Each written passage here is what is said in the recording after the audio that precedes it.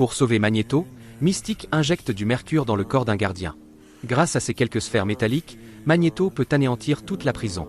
En quelques secondes, l'endroit devient une véritable passoire. Arrivé devant la sortie, il transforme l'une des 3 sphères en disque. 2 anneaux métalliques tournent alors autour de lui, et Magneto traverse l'entrée avec une arrogance totale. De leur côté, Rogue et les autres arrivent chez Iceberg. Ce dernier alerte rapidement la police, attirant aussitôt les forces de l'ordre. Rogue ne cherche pas le combat, mais un policier imprudent tire sans réfléchir et l'abat sur place. Le groupe n'a alors d'autre choix que de nettoyer la scène. Peu après, l'ennemi rejoint Tornade. Diablo Bleu est déjà accroché à la structure, bloquant l'équipe. Mais au moment de leur évacuation, des chasseurs de l'armée américaine surgissent. Les pilotes exigent que les X-Men les suivent et atterrissent immédiatement. Pour se débarrasser de la poursuite, les yeux de Tornade deviennent entièrement blancs. En un instant, elle invoque d'innombrables tornades. Face à cette attaque de zone dévastatrice, les avions n'ont d'autre choix que d'effectuer des manœuvres désespérées. La barrière de Tornade détruit rapidement l'un des chasseurs.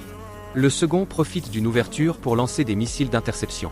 Magneto parvient à neutraliser l'un d'eux grâce à sa télékinésie, vidant son contenu métallique, provoquant une explosion en plein ciel. Mais le second missile est impossible à arrêter. L'avion est gravement touché et commence à chuter à grande vitesse. Sous la pression de l'air, Rogue est aspiré hors de la cabine. Les autres sont totalement impuissants. Diablo Bleu se téléporte pour le percuter et disparaît aussitôt, laissant Rogue exposé, incapable de retourner dans l'appareil.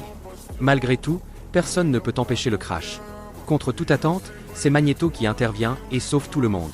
Il révèle alors que Mystique, en l'aidant à s'évader, a découvert par hasard le plan de Stryker visant à exterminer tous les mutants. Son objectif est d'utiliser le Professeur X pour localiser chaque mutant, puis de lancer une attaque cérébrale massive afin de tous les éliminer. Pour empêcher ce massacre, Magneto décide de s'allier temporairement aux X-Men. Le groupe embarque rapidement à bord d'un avion et se rend à la base de Stryker. En visionnant les images de surveillance, Stryker croit reconnaître Wolverine et ordonne aussitôt qu'on l'amène.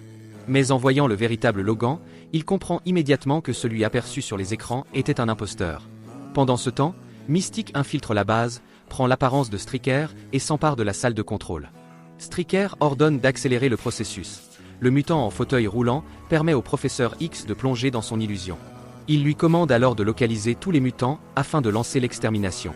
Mais grâce à l'aide de Mystique, Magneto et les autres ont déjà réussi à pénétrer dans la base. Ils se séparent. Magneto part retrouver le Professeur X, les autres sécurisent le terrain, tandis que Wolverine va régler ses comptes avec Stryker. Devant les tables d'expérimentation qu'il connaît trop bien, Logan se remémore les atrocités qu'il a subies lors de sa transformation. C'est à ce moment précis que Stryker apparaît devant lui, accompagné de sa secrétaire.